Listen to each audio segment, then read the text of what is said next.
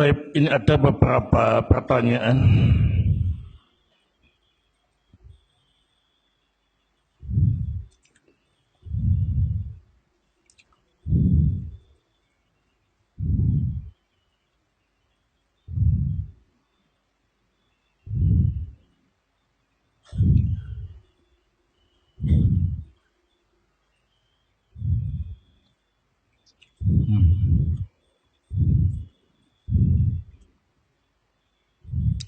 Apa hukumnya tidak menikah karena khawatir tidak bisa memenuhi kewajiban sebagai suami atau sebagai istri? Beberapa Jumat yang lalu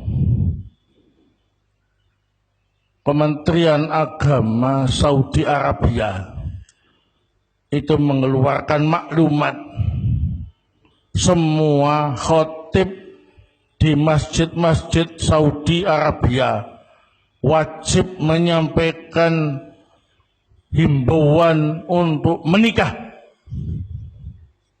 larangan membujang, menurunkan mahar, menurunkan biaya pernikahan, dan tidak menunda-nunda pernikahan. Apapun alasannya, semuanya diinstruksikan semacam itu. Barakallahu fikum. Kekhawatiran ini itu adalah bisikan-bisikan setan. Aku menikah nanti takut nggak bisa jadi istri yang baik, nggak bisa jadi suami yang baik. Ya, tapi kalau kamu nggak nikah, fitnahnya besar, ya.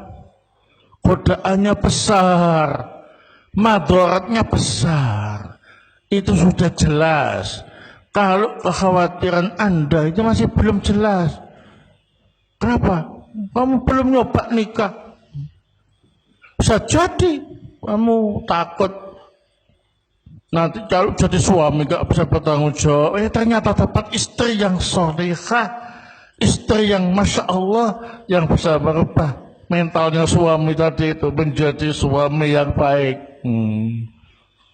Demikian pula seorang wanita takut aku kalau nikah nanti gak bisa jadi istri yang baik. Nikah dulu, nanti kalau nikah baru tahu, ya. Oh, ternyata aku dapat suami yang baik, ya, memaklumi keadaanku, sayang sama aku. Oh, tahu rasanya, enaknya nikah, ya kan? Baru, kalau belum menikah jangan komentar dulu, ya. Ini namanya bisikan-bisikan setan supaya kita ini membujang, ya. Karena dengan membujang itu setan seneng, ya. Godanya gampang, bujuknya gampang, ya. Nah, dikiranya membujang itu aman lah, nggak aman. Aman nggak, Mas? Nggak aman. Tanya taros yang paling depan itu nggak aman. Nah, jadi menikahlah, ya maksar syabab, ya. Wahai orang tua, kalau anaknya sudah ingin nikah, lu nikahkan saja, ya. Nggak usah mahal-mahal biaya pernikahannya, ya. Kalau memang sanggup cuma ngundang 10 orang, ya sah, ya. Kalau nikahnya langsung di KUA, akad nikah kemudian walimah sekedarnya bersama dengan KUA dan keluarga di kantor KUA, sah, dah. Kalau ada yang tanya, aku nggak diundang, insya Allah lain waktu kalau mantu lagi, ya. Kali ini belum, gitu aja. Paling omongan-omongan gitu paling sehari 2 hari hilang, udah selesai. Lagian ngapain kita nanggepi omongan itu? Maka cuma komentar saja kok, ya. Nggak nanggung biaya pernikahannya, ya nggak nanggung biaya hidup anak menantunya, ya nggak ngasih modal juga, ya kan? Nah, hanya kasih komentar, ya. Nah, silakan komentar, kami tampung, ya.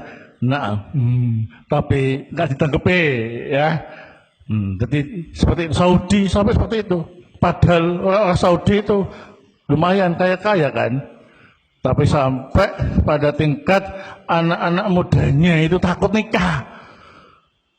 Nggak berani nikah. Kenapa? Maharnya tinggi. Yang perempuan juga takut nikah. Takut nggak bisa melaksanakan kewajiban. Ya, nah, dihantui rasa takut menikah.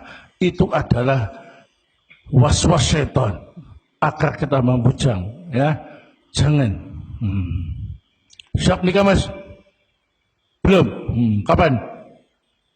Ya kapan-kapan. Nah, barakallahu ya.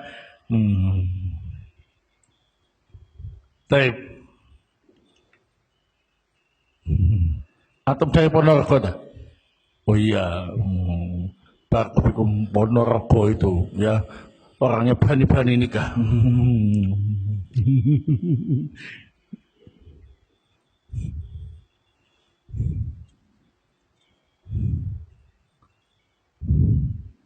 Apa boleh makan daging sembelihan Ahlul Kitab?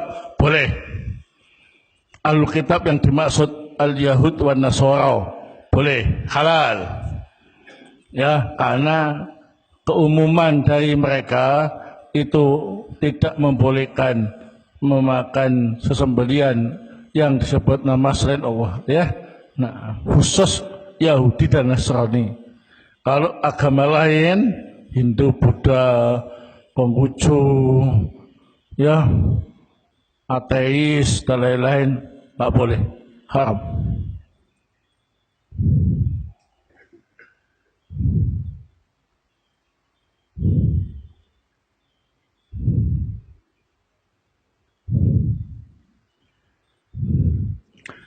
Apakah boleh kita membaca Nadam Alfi Ibnu Malik menggunakan nada seperti nadanya orang-orang umum atau NO? Wah, saya nggak tahu itu nadanya gimana. Kalau dinyanyikan dilakukan jangan ya. Nah, memang pada pabanannya juga ya. Nah, dipakai kayak gambusan gitu. Nah, ya. Tapi yang dibaca Alfi Ibnu Malik, nah, ahsantarku, sebaiknya jangan ya. Baik. Baca biasa aja.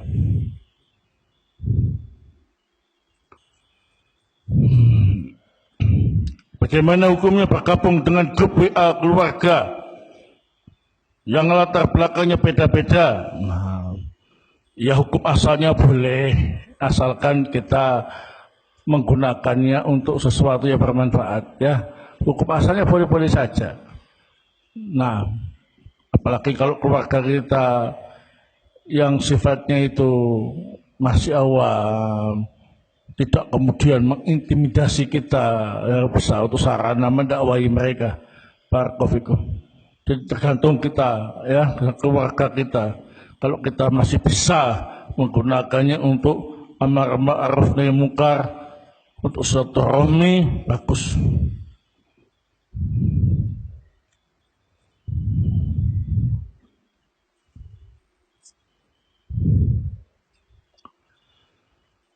Pertanyaan selanjutnya ini, apa hukumnya game online macam-macam? Sudah tak bilang tadi, masuk tanya lagi ya.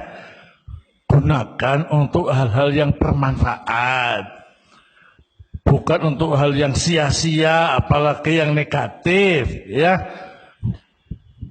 Game yang offline maupun yang online sami mawon, nah, sama saja ya. Nah, itu hukumnya itu, nah, itu kalaupun mubah, itu mubahnya itu hampir gak mubah ya. Nah, jadi melalaikan ya, melalaikan. Nah, daripada ngegame itu ya, mending diajari reparasi, bikin apa, atau memperbaiki kipas angin ya, atau bantu orang tua, nah, produksi ya, bikin sari delay, atau bikin mendoan, atau bikin tape ya kan. Pokoknya dilatih produktif anak kita ya. Nah, jangan sampai anak kita itu pemalas-malasan ya. Nah, kita butuh anak-anak yang hebat, anak-anak yang bermental juara, prestasi, ya, anak-anak yang memang diharapkan menjadi penerus perjuangan dakwah kita, ya. Namun jangan kemudian kita terlalu berlebihan dalam memaksakan kehendak. Kadang anak kita itu kemampuannya terbatas, ya, nggak bisa disamakan dengan anak yang lain. Maka kita gali potensinya, kita manfaatkan potensinya dia. Nah, barakallahu. Demikian yang bisa saya sampaikan. Apa yang saya sampaikan mulai sesi 1, sesi 2, sesi 3. Apabila ada kekurangan atau kesalahan, saya mohon maaf. Saya beristighfar pada Allah Subhanahu wa taala dan siap mendapat koreksi, masukan dan kritikan dan nasihat untuk kebaikan kita semuanya. Dan semoga Allah Subhanahu wa taala menyelamatkan kita semua, keluarga kita, anak didik kita, sahabat-sahabat kita dari segala kejahatan dan kerusakan yang terus bermunculan di akhir zaman. Dan semoga Allah Ta'ala mengumpulkan kita semuanya bersama dengan orang soleh, dengan orang-orang yang menghuni surgatul firdaus, surga yang tertinggi. Amin. Subhanakallahumma bihamdik, asyhadu an la ilaha illa anta, astaghfiruka wa atubu ilaik.